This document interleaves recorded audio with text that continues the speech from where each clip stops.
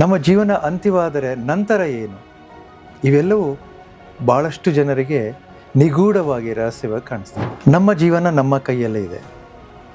ನಾವು ಯಾವ ಆಲೋಚನೆಗೆ ಒಳಗಾಗ್ತೀವಿ, ಏನನ್ನು ಯೋಚನೆ ಮಾಡ್ತೀವಿ, ಅದೇ ರೀತಿಯಲ್ಲಿ ನಮ್ಮ ಜೀವನ ರೂಪುಗೊಳ್ತಾ ಹೋಗುತ್ತೆ. ಒಟ್ಟಾರೆಯಾಗಿ ನಾವು ಹೇಳೋದಾದರೆ ನಮ್ಮ ಹುಟ್ಟಿನಿಂದ ಬದುಕಿನವರೆಗೂ ಒಂದಲ್ಲ ಒಂದು ರೀತಿಯಲ್ಲಿ ನಾವು ದುಃಖಕ್ಕೆ ಒಳಗಾಗ್ತಾ ಇರ್ತೀವಿ. ಕೊನೆಗೆ ಅಂತ್ಯವಾಗುವುದು ದುಃಖದಿಂದಲೇ. ಈ ದುಃಖ ಎಲ್ಲರಿಗೂ ಇರಬೇಕು, ಇರುವಂಥದ್ದಾಗಿರಬೇಕು. ಭಾರತೀಯರಿಗೂ ಇರಬೇಕು, ಪಾಕಿಸ್ತಾನದವ್ರಿಗೂ ಇರಬೇಕು, ಅಮೆರಿಕದವ್ರಿಗೂ ಇರಬೇಕು, ಬ್ರೆಜಿಲ್ ಅವ್ರಿಗೂ ಇರಬೇಕು. ನನ್ನ ಸಮಸ್ಯೆಗೆ ನಾನೇ ಕಾರಣ, ನನ್ನ ದುಃಖಕ್ಕೆ ನಾನೇ ಕಾರಣ. ಆದರೆ ಎಲ್ಲ ಕಾಲದಲ್ಲೂ ನಾವು ಹೇಳುವುದು ಬೇರೆಯವ್ರ ಮೇಲೆ ತೋರಿಸ್ತಾ ಇದ್ದೀವಿ. ನಮ್ಮ ಹುಟ್ಟೆ ಅಳುವಿನಿಂದ ಪ್ರಾರಂಭ. ಇಡೀ ಜಗತ್ತಿನಲ್ಲಿರುವ ಎಲ್ಲ ಜೀವಿಗಳಿಗೂ ಅವರ ತಾಯಿಯೇ ಶ್ರೇಷ್ಠ.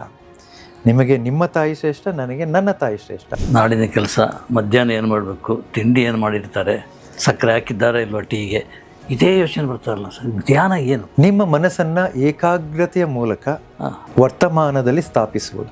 ತುಂಬ ಪುಣ್ಯವಂತರಾಗಿದ್ದರೆ 2 ನಿಮಿಷದಲ್ಲಿ ಜ್ಞಾನೋದಯ ಆಗುತ್ತೆ. ಆ ಪುಣ್ಯವನ್ನು ಸಂಪಾದನೆ ಮಾಡುವ ಮಾರ್ಗಗಳಿದ್ದಾವೆ.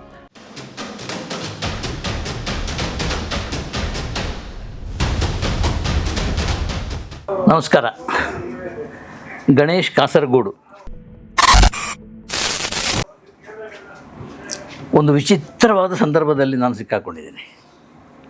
ನನ್ನ 45 ವರ್ಷಗಳ ಸಿನಿಮಾ ಜರ್ನಲಿಸಮ್ನಲ್ಲಿ ಈಗ ಪ್ರಥಮ ಬಾರಿಗೆ ಒಂದು ಆಧ್ಯಾತ್ಮಿಕವಾದಂತಹ ಒಂದು ವಿಚಾರಕ್ಕೆ ಸಂಬಂಧಪಟ್ಟ ಒಂದು ಸಂದರ್ಶನದಲ್ಲಿ ಕೂತ್ಕೊಂಡಿದ್ದೇನೆ. ತುಂಬ ಜನ ನನ್ನ ಗೆಳೆಯರು ನಗ್ಬಹುದೋ ಏನೋ ಗೊತ್ತಿಲ್ಲ, ಏನೇನು ಸಿನಿಮಾ ಬಿಟ್ಟು ಇಲ್ಲೆಲ್ಲೋ ಬಂದಿದ್ದೇನೆ ಅಂತೇಳಿ. ಆದರೆ ಇದರ ಮಹತ್ವ ನನಗೆ ಅರಿವಾಗಿರೋದ್ರಿಂದ ಆ ಮಹತ್ವದ ಒಂದು ಸಂದರ್ಶನಕ್ಕಾಗಿ ನಾನು ಕೂತ್ಕೊಂಡಿದ್ದೀನಿ. ನನ್ನ ಪಕ್ಕದಲ್ಲಿ, ನನ್ನ ಎದುರು ಕೂತ್ಕೊಂಡವರ ಸಂದರ್ಶನ ಮಾಡುವಂಥ ಯೋಗ್ಯತೆ ಇದೆಯೋ ನನಗೆ ಅಂತ ಗೊತ್ತಿಲ್ಲ, ಆದರೆ ಒಂದು ಹಂತದ ಧೈರ್ಯ ಮಾಡಿ ಕೂತ್ಕೊಂಡಿದ್ದೀನಿ. ಗುರುಗಳ ಹೆಸರು ಬಂತೆ ಬೋಧಿದತ್ತ ಗುರುಗಳು ಅಂತೇಳಿ. ಬಂತೆ ಬೋಧಿದತ್ತ ಗುರುಗಳು ಇವರು ನಳಂದ ವಿಶ್ವವಿದ್ಯಾಲಯದ ಪ್ರಧಾನ ಕಾರ್ಯದರ್ಶಿಗಳು. ಈವರೆಗೆ ನಾನು ಇವರು ವಿಷ್ಣುವರ್ಧನ್, ಇವರು ಡಾಕ್ಟರ್ ರಾಜ್ಕುಮಾರ್, ಇವರು ಹಂಸಲೇಖ ಅಂಥೇಳಿ ಎಲ್ಲ ಪರಿಚಯ ಮಾಡಿಕೊಟ್ಟಿದ್ದೀನಿ. ಇದು ರೂಟೇ ಬೇರೆ. ನೀವು ತಮಾಷೆ ಮಾಡ್ತಿರೋ ಏನೋ ಅಂತ ಗೊತ್ತಿಲ್ಲ. ತುಂಬ ಸರಳವಾದ ಕನ್ನಡದಲ್ಲಿ ಗಹನವಾದ ವಿಷಯವನ್ನು ಹೇಳಲಿಕ್ಕೆ ಪ್ರಯತ್ನ ಪಡ್ತೇವೆ. ನಮ್ಮ ಗುರುಗಳು ಇಲ್ಲಿ ಕೂತ್ಕೊಂಡಿದ್ದಾರೆ. ಅವರನ್ನು ಆದರದಿಂದ ತುಂಬ ಪ್ರೀತಿಯಿಂದ ಸ್ವಾಗತಿಸೋಣ. ನಮಸ್ಕಾರ ಗುರುಗಳೇ, ನಿಮಗೆ ನಮ್ಮ ಈ ಕಾರ್ಯಕ್ರಮಕ್ಕೆ ಸ್ವಾಗತ, ಸುಸ್ವಾಗತ. ನಿಮ್ಮ ಹತ್ರ ಸಿನಿಮಾದ ಬಗ್ಗೆ ಮಾತಾಡೋಂಗಿಲ್ಲ. ಸೊ ನನಗೆ ಕಾಡೋ ಪ್ರಶ್ನೆ ಅಂತ ಸರ್, ಈ ಬದುಕು ಇದೆಯಲ್ಲ ಸರ್, ಬದುಕು, ಜೀವನ ಯಾಕೆ ಈ ಜೀವನ ಇಲ್ಲ, ಯಾಕೆ ನಮಗೆ ಈ ಬದುಕು ಬಂತು, ಯಾಕೆ ಈ ಜೀವನ ನಾವು ಕಂಟಿನ್ಯೂ ಮಾಡ್ತಾ ಇದ್ದಾರೆ? ಒಂದು 50 ವರ್ಷ, ಒಂದು 80 ವರ್ಷ, ಒಂದು 100 ವರ್ಷ, 120 ವರ್ಷ ಆಗುತ್ತಾ? ಬದುಕು ಸಾಧ್ಯನಾ? ಈ ಜೀವನ ಅಂದರೆ ಏನು ಅಂತ ನನ್ನ ಮೂಲಭೂತವಾದ ಪ್ರಶ್ನೆ. ನೀವು ಅದನ್ನು ಸರಳವಾಗಿ ನನಗೆ ಹೇಳಕ್ಕೆ ಹೊರಟ್ರೆ ನಾನು ಅದನ್ನು ಅರ್ಥ ಮಾಡಿಕೊಳ್ಳಬಲ್ಲೆ. ಇಡೀ ಜಗತ್ತಿನಲ್ಲಿ ಹಿಂದೆಯೂ ಈಗಲೂ ಹಾಗೂ ಮುಂದೆಯೂ ಮನುಷ್ಯರು, ಪ್ರಾಣಿಗಳು, ಪಶು ಪಕ್ಷಿ, ಕ್ರಿಮಿಕೀಟಗಳು ಎಲ್ಲವೂ ಕೂಡ ಜನ್ಮ ತಾಳ್ತಾ ಹೋಗ್ತವೆ. ಓಕೆ.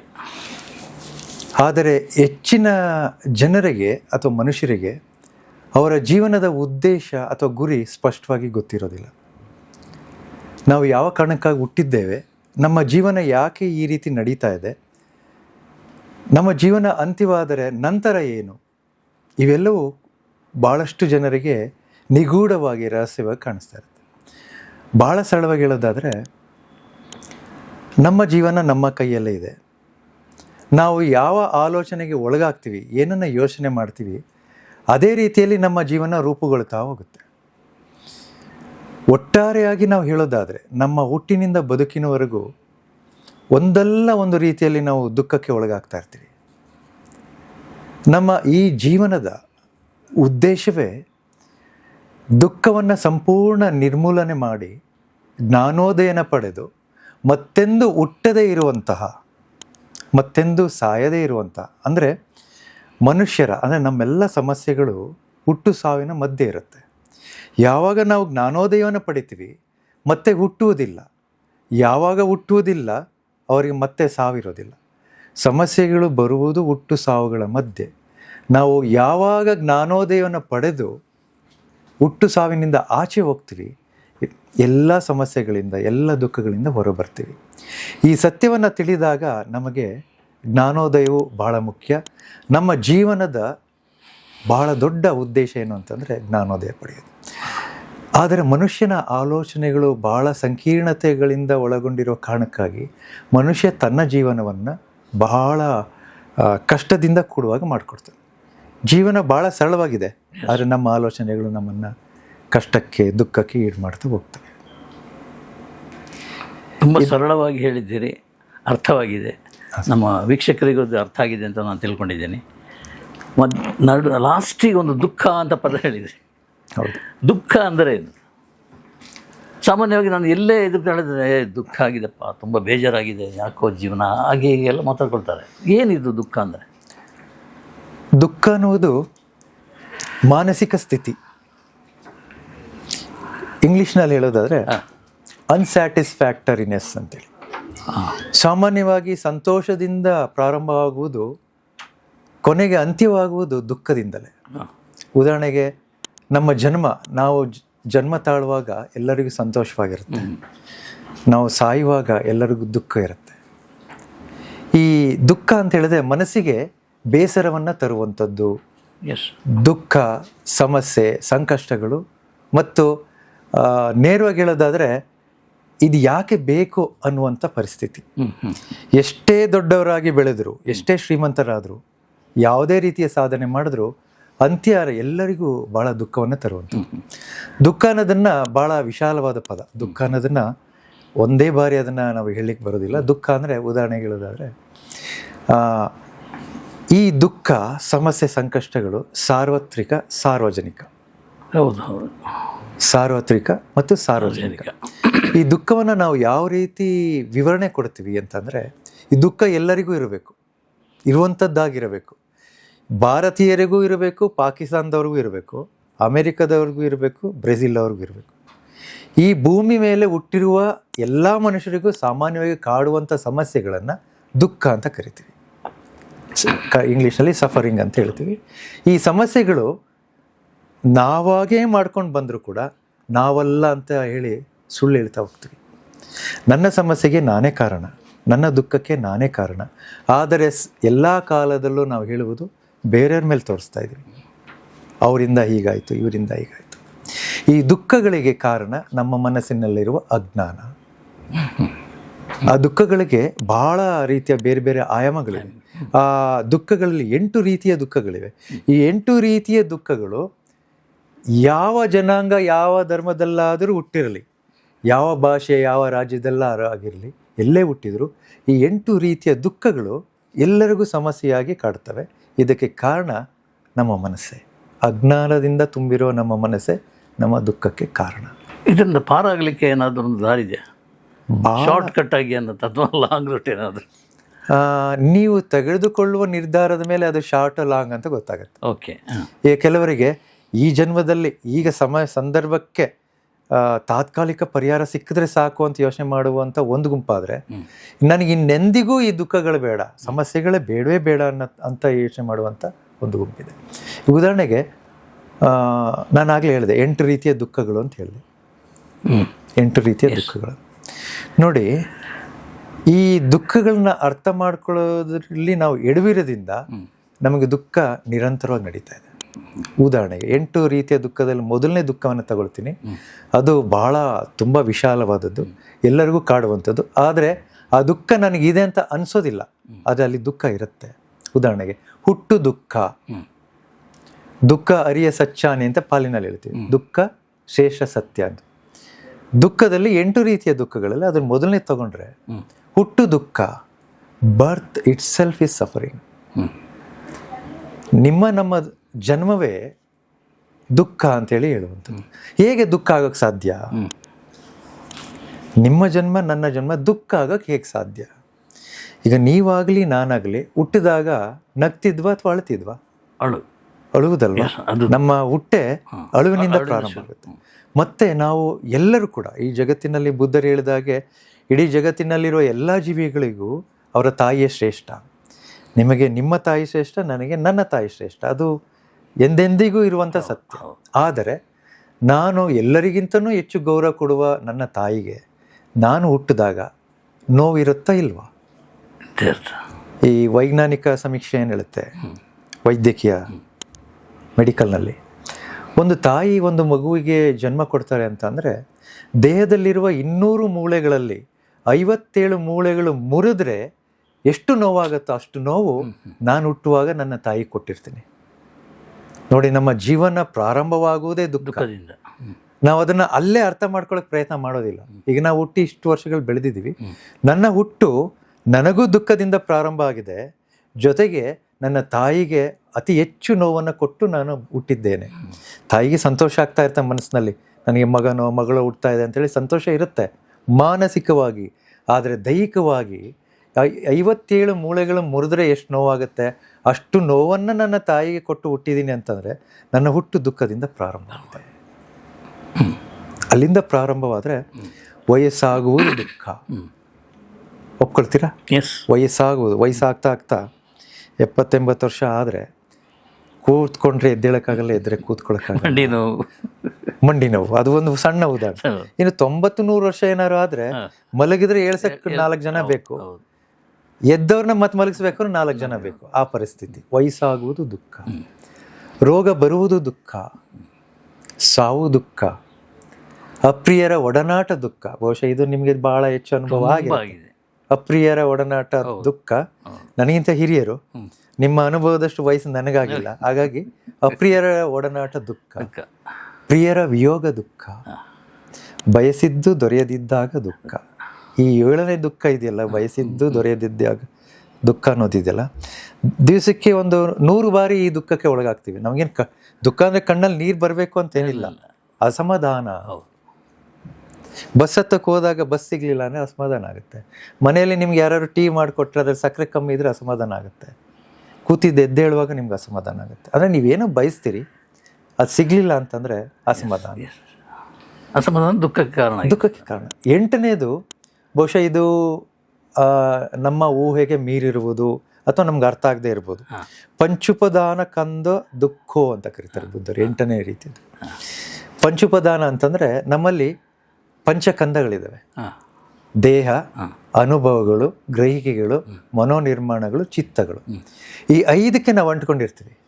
ಉದಾಹರಣೆಗೆ ಎಷ್ಟು ಅಂಟ್ಕೊಂಡಿರ್ತೀವಿ ಅನ್ನೋದಕ್ಕೆ ಹೇಳ್ತೀವಿ ನೋಡಿ. ಬೆಳಿಗ್ಗೆ ಎದ್ದು ನೀವು ಬ್ರೇಕ್ಫಾಸ್ಟ್ ಮಾಡ್ತಿರಲ್ಲ, ಬೆಳಗಿನ ಉಪಹಾರ ಯಾರಿಗೋಸ್ಕರ ಮಾಡ್ತೀರಿ? ನಿಮಗೋಸ್ಕರನ ಅಥವಾ ನಿಮ್ಮ ತಂದೆ ತಾಯಿಗಳಿಗೋಸ್ಕರನ? ನಮಗೋಸ್ಕರ, ಸ್ವಂತಕ್ಕೋಸ್ಕರ. ಇಲ್ಲಪ್ಪ ನಾನು ತಿಂಡಿ ತಿನ್ನಲಿಲ್ಲ ಅಂದರೆ ಮನೇಲಿ ಬೇಜಾರು ಮಾಡ್ಕೊಳ್ತಾರೆ ಅಂತ ಏನಿಲ್ಲ, ನಿಮಗೋಸ್ಕರ ತಿನ್ನ. ನಾನು ಅಷ್ಟೇ, ನನಗೋಸ್ಕರ. ಮಧ್ಯಾಹ್ನದ ಊಟ ಯಾರಿಗೋಸ್ಕರ ಮಾಡ್ತೀರಿ? ಸ್ವಂತಕ್ಕಾಗಿ. ರಾತ್ರಿಯ ಊಟ ಯಾರಿಗೋಸ್ಕರ ಮಾಡ್ತೀರಿ? ಮಲಗೋದು ಯಾರಿಗೋಸ್ಕರ ಮಾಡ್ತೀರಿ? ನಮ್ಮದೇ ಸ್ವಂತದ್ದು. 24 ಗಂಟೆಗಳಲ್ಲಿ ಎಷ್ಟು ಗಂಟೆಗಳ ಕಾಲ ನಿಮಗೋಸ್ಕರ ನೀವು ಬದುಕ್ತೀರಿ, ಬೇರೆಯವ್ರಿಗೋಸ್ಕರ ಬದುಕ್ತೀರಿ? ಅದು ಯೋಚನೆ ಮಾಡಬೇಕು. ನಾವು ಹಾಕುವ ಬಟ್ಟೆ ಅಯನ್ ಆಗಿರಲಿಲ್ಲ ಅಂತಂದರೆ ಎಷ್ಟು ಬೇಸರ ಆಗುತ್ತೆ. ಹೌದಾ? ನಾವು ಹಾಕುವ ಶೂಸ್ ಏನಾದರೂ ಅದಕ್ಕೆ ಪಾಲಿಶ್ ಆಗಿಲ್ಲ ಅಂದರೆ ಎಷ್ಟು ಬೇಸರ ಆಗುತ್ತಲ್ಲ. ಈ ರೀತಿ ನಾವು ಎಲ್ಲದಕ್ಕೂ ಅಂಟ್ಕೊಳ್ತಾ ಹೋಗ್ತೀವಿ. ನನ್ನ ರೂಪಕ್ಕೆ, ನನ್ನ ಆಲೋಚನೆಗೆ, ನನ್ನಲ್ಲಿರೋ ಚಿತ್ತಕ್ಕೆ, ನನ್ನಲ್ಲಿ ಏನು ಒಂದು ಟೀ ಕುಡಿದಾಗ ನನಗೆ ಸಂತೋಷ ಆಗುತ್ತೆ ಅಂದರೆ ಆ ಅನುಭವಕ್ಕೆ ನಾನು ಅಂಟ್ಕೊಳ್ತೀನಿ. ಯಾರಾದರೂ ನನಗೆ ಬೈದರೆ ಆ ವಿರೋಧನ ನಾನು ವಿರೋಧಿಸ್ತಾ ಅದಕ್ಕೆ ಅಂಟ್ಕೊಂಡಿರ್ತೀನಿ. ಈ 5 ಕಂದಗಳಿಗೆ, ಅಂಶಗಳಿಗೆ ಅಂಟ್ಕೊಂಡು ಇರೋದಿದೆಯಲ್ಲ, ಅದೇ ದುಃಖ. ಈ 8 ದುಃಖಗಳಿಂದ ಹೊರಬರೋದೇ ಜ್ಞಾನೋದಯ. ಬಹಳ ಸುಲಭವಾಗಿ ಜ್ಞಾನೋದಯ ಅಂದರೆ ಏನು ಅಂತ ಹೇಳ್ಬೋದು, ಅತ್ಯಂತ ಸುಲಭವಾಗಿ ನಾವು ಇದನ್ನು ವಿವರಣೆ ಕೊಡ್ಬೋದು. ಆದರೆ ನಮ್ಮ ಜೀವನದಲ್ಲಿ ಅತ್ಯಂತ ಕಷ್ಟವಾದ ಕೆಲಸ, ಸಾಧನೆ. ನಾವೇನಾದ್ರು ಜ್ಞಾನೋದಯ ಪಡೆದಿದ್ದೀವಿ ಅಂದರೆ ಅದಕ್ಕಿಂತ ದೊಡ್ಡ ಸಾಧನೆ ಯಾವುದೂ ಇರಲಿಕ್ಕಿಲ್ಲ. ಈ ಧ್ಯಾನ, ನನಗೆ ಅದರ ಅರ್ಥ ಗೊತ್ತಿಲ್ಲ, ಹೇಗೆ ಧ್ಯಾನ ಮಾಡಬೇಕು ಅಂತ ಗೊತ್ತಿಲ್ಲ. ಸುಮ್ಮನೆ ಕಣ್ಣು ಮುಚ್ಕೊಂಡು ಹಿಂಗೆ ಕೂತ್ಕೊಂಡಿರ್ತೀನಿ. ತಕ್ಷಣ EMI, ನಾಳಿನ ಕೆಲಸ, ಮಧ್ಯಾಹ್ನ ಏನು ಮಾಡಬೇಕು, ತಿಂಡಿ ಏನು ಮಾಡಿರ್ತಾರೆ, ಸಕ್ಕರೆ ಹಾಕಿದ್ದಾರೆ ಇಲ್ವ ಟೀಗೆ, ಇದೇ ಯೋಚನೆ ಬರ್ತಾರಲ್ಲ ಸರ್. ಧ್ಯಾನ ಏನು? ಧ್ಯಾನ ಅಂದರೆ ಏನು? ನನಗಿನ್ನೂ ಅರ್ಥ ಆಗಿಲ್ಲ. ಧ್ಯಾನವನ್ನು ನೇರವಾಗಿ ಹೇಳೋದಾದರೆ, ನಿಮ್ಮ ಮನಸ್ಸನ್ನು ಏಕಾಗ್ರತೆಯ ಮೂಲಕ ವರ್ತಮಾನದಲ್ಲಿ ಸ್ಥಾಪಿಸುವುದು. Establishing your mind in presence is meditation. ನಿಮ್ಮ ಮನಸ್ಸನ್ನು ಭೂತಕಾಲಕ್ಕೂ ತೆಗೆದುಕೊಂಡು ಹೋಗ್ದೇನೆ, ಭವಿಷ್ಯ ಕಾಲಕ್ಕೂ ತೆಗೆದುಕೊಂಡು ಹೋಗ್ದೇನೆ, ವರ್ತಮಾನ ಕಾಲದಲ್ಲಿ ನೀವು ಸ್ಥಾಪನೆ ಮಾಡೋ ಪ್ರಯತ್ನ ಮಾಡ್ತಿರಲ್ಲ, ಆ ಪ್ರಯತ್ನವನ್ನು ಧ್ಯಾನ ಅಂತ ಕರಿತೀವಿ. ಅದಕ್ಕೆ ಇನ್ನೊಂದು ಸರಳವಾದ ಒಂದು ಉದಾಹರಣೆ ಕೊಡೋದಾದ್ರೆ, ತರಕಾರಿ ಮಾರುಕಟ್ಟೆಯಲ್ಲಿ ಮೂಗುದಾರ ಇಲ್ಲದೆ ಇರುವಂತ ಹಸುವನ್ನ ಬಿಟ್ರೆ ಏನ್ ಮಾಡುತ್ತೆ? ಹುಚ್ಚೆದ್ದೋಡುತ್ತೆ. ಸೊಪ್ಪು, ತರಕಾರಿ ಎಲ್ಲದಕ್ಕೂ ಬಾಯಿ ಹಾಕತ್ತಾ? ಆ ರೀತಿ ನಮ್ಮ ಮನಸ್ಸು ಧ್ಯಾನ ಕೂತಾಗ ಆ ರೀತಿ ನಾನು ಹೇಳಿದ ಆರಂಭ ಅದೇ ಇತ್ತು, ಆಗೋಗುತ್ತೆ. ಆದರೆ ಮೂಗುದಾರ ಇಲ್ಲದೆ ಇರುವಂತ ಹಸುವಿಗೆ ನೀವು ಮೂಗುದಾರ ಹಾಕಿ ಒಂದ್ ಕಡೆ ಕಟ್ ಹಾಕಿದ್ರೆ ಅದು ಸೊಪ್ಪು ತಿನ್ನಕ್ಕಾಗಲ್ಲ, ತರಕಾರಿನೂ ತಿನ್ನಕ್ಕಾಗಲ್ಲ, ಎಲ್ಲೂ ಹೋಗಕ್ಕಾಗಲ್ಲ. ಹಾಗೆ ನೀವು ಮನಸ್ಸಿನಲ್ಲಿ ಧ್ಯಾನ ಮಾಡುವಾಗ ನಿಮ್ಗೊಂದು ಮೂಗ್ದಾರ ಬೇಕಲ್ಲ ಮನಸ್ಸಿಗೆ. ಮನಸ್ಸನ್ನ ಒಂದ್ ಕಡೆ ಹೇಳಿದ್ರಿ EMI ಕಟ್ಟಬೇಕು, ಟೀಗೆ ಸಕ್ಕರೆ ಇಲ್ಲ, ಸಾಮಾನ್ಯವಾಗಿ ಎಲ್ರಿಗೂ ಬರುವಂಥದ್ದು, ಧ್ಯಾನ ಕೂತಾಗ ಬರುತ್ತೆ. ಅದನ್ನೆಲ್ಲನೂ ನಿಯಂತ್ರಣ ಮಾಡಿ ಏಕಾಗ್ರತೆನ ಸಾಧಿಸೋದು ಹೇಗೆ ಅಂತಂದ್ರೆ, ನಾನು ಆಗ್ಲೇ ಹೇಳಿದೆ, ದನವನ್ನ ಬಿಟ್ರೆ, ಹಸುವನ್ನ ಬಿಟ್ರೆ ಎಲ್ಲ ತಿಂದ ಹಾಗೆ ನಮ್ಮ ಮನಸ್ಸು ಎಲ್ಲ ಕಡೆ ಹೋಗುತ್ತೆ. ಮೂಗ್ದಾರ ಹಾಕಿ ಕಟ್ಟಾಕ್ರೆ ಒಂದ್ ಕಡೆ ನಿಲ್ಲುತ್ತೆ. ನಮಗೆ ಬೇಕಾಗಿರೋ ಮೂಗ್ದಾರ ಏನು ಅಂತಂದ್ರೆ, ಧ್ಯಾನಕ್ಕೆ ಒಂದು ವಿಷಯ ಬೇಕು. ಅದು ಹೊರಗಡೆ ಇದ್ರೆ ಅದು ಅಷ್ಟು ಪ್ರಯೋಜನಕಾರಿ ಅಲ್ಲ, ಒಳಗಡೆನೆ ಇರಬೇಕು. ಯಾವುದದು ಮೂಗ್ದಾರ ಅಂತಂದ್ರೆ ನಮ್ಮ ಉಸಿರಾಟ. ನಮ್ಮ ಉಸಿರಾಟ. ನೀವು ಕಣ್ಣು ಮುಚ್ಚಿ ಮೂಗಿನ ಮೂಲಕ ಹೋಗುವ ಒಳಗೆ ಹೋಗುವ ಉಸಿರನ್ನ ಗಮನಿಸುತ್ತಾ, ಹೊರಬರುವ ಉಸಿರನ್ನ ಒಂದು 2-3 ನಿಮಿಷ ಗಮನಿಸ್ತಾ ಇದ್ದಾಗೇನೆ ನಿಮಗೆ ಗೊತ್ತಿಲ್ಲದೆ ಹಾಗೆ ನಿಮ್ಮ ಮನಸ್ಸು ವರ್ತಮಾನ ಕಾಲದಲ್ಲಿರುತ್ತೆ. ಸರಳವಾಗಿ ಈಗ ಅದನ್ನು ನೀವು ಉಸಿರಾಟದ ಧ್ಯಾನ ಅಂತಾರೆ, ಆನಪಾನ ಸತಿ ಅಂತ ಕರಿತೀವಿ. ಆ ಧ್ಯಾನದಲ್ಲಿ 2 ರೀತಿಯ ಧ್ಯಾನಗಳಿದೆ. ಒಂದು ಸಮತ, ಏಕಾಗ್ರತೆನ ಗಳಿಸಿಕೊಂಡು ಜ್ಞಾನೋದಯ ಕಡೆ ಹೋಗುವಂಥ ಧ್ಯಾನಗಳು, ಅದು 40 ರೀತಿ ಧ್ಯಾನಗಳಿದ್ದಾವೆ ಸಮತದಲ್ಲಿ. ವಿಪಸನದಲ್ಲಿ ಒಂದೇ ರೀತಿಯಲ್ಲಿ ಅದರ 4 ಭಾಗಗಳಿದೆ. ಹೇಗೆ ಅಂತಂದರೆ, ನಿಮ್ಮ ದೇಹವನ್ನು ಗಮನಿಸುವುದು, ದೇಹದಲ್ಲಿ ಉತ್ಪತ್ತಿಯಾಗುವ ಅನುಭವಗಳನ್ನು, ಸೆನ್ಸೇಷನ್ ಅದನ್ನು ಗಮನಿಸುವುದು, ಮನಸ್ಸಿನಲ್ಲಿ ಉತ್ಪತ್ತಿಯಾಗುವ ಆಲೋಚನೆಗಳನ್ನ ಗಮನಿಸುವುದು, ಮತ್ತು ಧ್ಯಾನಕ್ಕೂ ಕೂತಾಗ ತೀನವಿದ್ದ ಅಂತ ಕರಿತೀವಿ. ಅಂದರೆ ಕೆಲಸ ಮಾಡಿ ಬಂದು ಧ್ಯಾನಕ್ಕೆ ಕೂತಾಗ ನಿಮಗೆ ಲೇಸಿನೆಸ್ ಅಂದರೆ ನಿದ್ದೆ ಬಂದಾಗುತ್ತೆ. ನಿದ್ದೆ ಬರುವಾಗ ಮಾಡುತ್ತಲ್ಲ ಅದನ್ನು ಗಮನಿಸೋದು. ನೀವು ಧ್ಯಾನಕ್ಕೆ ಕೂತಾಗ ಟೀ ಕುಡಿಬೇಕು ಅಂತ ಆಸೆ ಬರುತ್ತಲ್ಲ ಅದನ್ನು ಗಮನಿಸೋದು. ಇವೆಲ್ಲವೂ ಧ್ಯಾನದ ಒಂದೊಂದು ಹಂತವಾಗಿರುತ್ತೆ. ಕಾಯಾನುಪස්සನ, ವೇದನಾನುಪස්සನ, ಚಿತ್ತಾನುಪස්සನ, ಧಮ್ಮಾನುಪස්සನ ಅಂಥೇಳಿ ಪಾಲಿ ಪದದಲ್ಲಿ ಹೇಳ್ತಾರೆ. ಧ್ಯಾನ ಅಂದರೆ ನೇರವಾಗಿ ಹೇಳೋದಾದರೆ ಮನಸ್ಸನ್ನು ವರ್ತಮಾನ ಕಾಲದಲ್ಲಿ ಸ್ಥಾಪಿಸುವುದಕ್ಕೆ ಮಾಡುವ ಪ್ರಯತ್ನವನ್ನು ಧ್ಯಾನ ಅಂತ ಕರಿತೀವಿ. ಒಂದು ನಿಯಂತ್ರಣದಲ್ಲಿಡೋದು. ಹಾಗೆ ಕೂತ್ಕೊಂಡಾಗ, ಧ್ಯಾನದಲ್ಲಿ ಕೂತ್ಕೊಂಡಾಗ ಹೊರಗಿನ ಸೌಂಡ್ ಕೇಳುತ್ತಾ? ಅದು ಪ್ರಾರಂಭದಲ್ಲಿ ನಿಮ್ಗೆ ಕೇಳ್ತಾ ಹೋಗುತ್ತೆ, ಯಾಕೆಂದರೆ ಏಕಾಗ್ರತೆ ಬಂದಿರೋದಿಲ್ಲಲ್ಲ. ಈಗ ಕೂತಾಗ ಧ್ಯಾನದಲ್ಲಿ ಹೊರಗಿನ ಶಬ್ದಗಳು ಬರ್ತಾ ಇರುತ್ತೆ, ಆಲೋಚನೆಗಳು ಬರ್ತಾ ಇರುತ್ತೆ. ನೀವೇನ್ ಮಾಡ್ಬೇಕು, ಪದೇ ಪದೇ ಈಗ ಉಸಿರಾಟದ ಮೇಲೆ ಗಮನದಲ್ಲಿ ಇಟ್ಟಿರ್ತೀರಿ, ಉಸಿರಾಟವನ್ನು ಗಮನಿಸ್ತಾ ಇರ್ತೀರಿ, ಯಾವುದೋ ಒಂದು ಯೋಚನೆ ಬರುತ್ತೆ, ಶಬ್ದ ಬರುತ್ತೆ, ನಿಮ್ಗೆ ಅಲ್ಲಿ ನಿಯಂತ್ರಣ ತಪ್ಪುತ್ತೆ, ಶಬ್ದದ ಕಡೆ ಹೋಗುತ್ತೆ ಮನಸ್ಸು. ಮತ್ತೆ ನಿಮ್ಮ ಮನಸ್ಸನ್ನ ಉಸಿರಾಟದ ಮೇಲೆ ತಗೊಂಡ್ಬರ್ಬೇಕು. Again and again bring back your mind on to your respiration. ಒಂದು ಹಂತದಲ್ಲಿ ನೀವು ಹೋಗ್ತಾ ಇದ್ದಂಗೆ ಅದರಲ್ಲಿ 16 ಹಂತಗಳಿದ್ದಾವೆ. ಜೋರಾಗಿ ಉಸಿರಾಟ ತಗೊಳ್ತಾ ಇರುವಾಗ ಅದನ್ನು ಗಮನಿಸ್ತೀರಿ, ಸ್ವಲ್ಪ ಉಸಿರನ್ನು ಬಿಡುವಾಗ ಗಮನಿಸ್ತೀರಿ. ಉಸಿರು ತೆಗೆದುಕೊಂಡಾಗ ನೋಡಿ, ಉಸಿರನ್ನ ನೀವು ತಗೊಂಡ್ಕೊಂಡಾಗ ಭುಜ ಅಗಲಾಗತ್ತೆ, ಹೊಟ್ಟೆ ಭಾಗ ಅಗಲಾಗತ್ತೆ, ಅದನ್ನು ಗಮನಿಸ್ತೀರಿ. ಉಸಿರು ಬಿಡುವಾಗ ಹೊಟ್ಟೆ ಸಣ್ಣದಾಗತ್ತೆ, ಭುಜ ಕುಗ್ಗುತ್ತೆ. ಈ ದೇಹದಲ್ಲಿ ಆಗುವ ಬದಲಾವಣೆಗಳನ್ನ ಗಮನಿಸ್ತಾ ಹೋಗ್ತೀರಿ. ಬರ್ತಾ ಬರ್ತಾ ಉತ್ಪತ್ತಿಯಾಗುವ ಚಿತ್ತಗಳು, ಉತ್ಪತ್ತಿಯಾಗುವಂಥ ಮನೋಕ್ಲೇಶಗಳು, ಇದೆಲ್ಲವನ್ನು ಗಮನಿಸ್ತಾ ಹೋಗ್ತೀವಿ. ಅಂತಿಮವಾಗಿ ಇಡೀ ಜಗತ್ತಿನಲ್ಲಿ ಎಲ್ಲವನ್ನೂ ದೂರ ಮಾಡಿ, ಎಲ್ಲ ಅತಿ ಆಸೆ, ದುರಾಸೆ, ಮನೋಕ್ಲೇಶಗಳೆಲ್ಲ ದೂರ ಮಾಡಿ ನಮಗೆ ಜ್ಞಾನೋದಯನ ಪಡಿಬೇಕಾದ್ರೆ ಬೇಕಾಗಿರುವಂಥ ಎಲ್ಲ ಅಂಶಗಳನ್ನ ನಾವು ಪಡ್ಕೊಳ್ತಾ ಹೋಗ್ತೀವಿ. ಧ್ಯಾನದ ಉದ್ದೇಶವೇ ದುಃಖದಿಂದ ಹೊರಬರೋದು. End of suffering is the main agenda of doing meditation. ಧ್ಯಾನ ಮಾಡೋದೇ ದುಃಖದಿಂದ ಹೊರಗೆ ಬರೋದಕ್ಕೆ. ನನ್ನ ಇನ್ನೂ ಸಂಶಯವನ್ನು ಕೇಳ್ಬೋದು ಧ್ಯಾನದ ಬಗ್ಗೆನೇ? ಖಂಡಿತ. ಎಷ್ಟು ಸಮಯ ಅದು ಇರುತ್ತೆ? ಅದು ಸರ್, ಇದು ತುಂಬ ಪುಣ್ಯವಂತರಾಗಿದ್ದರೆ 2 ನಿಮಿಷದಲ್ಲಿ ಜ್ಞಾನೋದಯ ಆಗುತ್ತೆ. ಅದು ಯಾರು ಅಂತ ಹೇಳಿಕ್ ಬರಲ್ಲ. ಯಾರು ಪುಣ್ಯವಂತರು, ಯಾರಿಗೆ ಪುಣ್ಯ ಕಮ್ಮಿ ಇದೆ ಅಂತ ಯಾರಿಗೂ ನಿರ್ಧಾರ ಮಾಡೋಕ್ಕೆ ಬರಲ್ಲ. ಈಗ ನೀವು ಪುಣ್ಯವಂತರಾಗಿದ್ದರೆ 2 ನಿಮಿಷ ಉಸಿರಾಟ ಗಮನಿಸ್ತಾ ಇದ್ದಂಗೆ ನಿಮ್ಗೆ ಜ್ಞಾನೋದಯ ಆಗೋ ಸಾಧ್ಯತೆ ಇರುತ್ತೆ. ಪುಣ್ಯ ಇಲ್ಲ ಅಂತಂದರೆ 1000 ಲಕ್ಷ ಕೋಟಿ ಜನ್ಮಗಳಾದರೂ ಜ್ಞಾನೋದಯ ಆಗದೆ ಇರೋ ಸಾಧ್ಯತೆ ಇದೆ. ಆ ಪುಣ್ಯವನ್ನು ಸಂಪಾದನೆ ಮಾಡೋ ಮಾರ್ಗಗಳಿದ್ದಾವೆ. ಗಣೇಶ್ ಕಾಸರಗೋಡು ಅವರಿಗೆ ಜ್ಞಾನೋದಯ ಆಯಿತು ಅಂದರೆ ಜಗತ್ತಿನಲ್ಲಿರುವ ಎಲ್ಲ ದೇವತೆಗಳು ನಿಮಗೆ ನಮಸ್ಕಾರ ಮಾಡ್ತಾರೆ. ಮನುಷ್ಯರಿಗೆ ಮಾತ್ರ ನಗು ಮತ್ತು ದುಃಖ ಎರಡೂ ಆಗುತ್ತೆ. ಸುಖ ದುಃಖ ಎರಡನ್ನೂ ಅನುಭವಿಸುವಂಥ ಶಕ್ತಿ ಇರೋದು ಮನುಷ್ಯರಿಗೆ ಮಾತ್ರ. ಕೋಪ ಹೆಚ್ಚಾದಷ್ಟು ಕೆಟ್ಟ ಜನ್ಮಗಳು ಜಾಸ್ತಿ ಆಗ್ತಾ ಹೋಗುತ್ತೆ, ಜಾಸ್ತಿ ಆಗುತ್ತೆ. ಯಾವುದಕ್ಕೆ ಆರಂಭ ಇರೋದಿಲ್ವೋ ಅದಕ್ಕೆ ಅಂತ್ಯ ಇರೋದಿಲ್ಲ.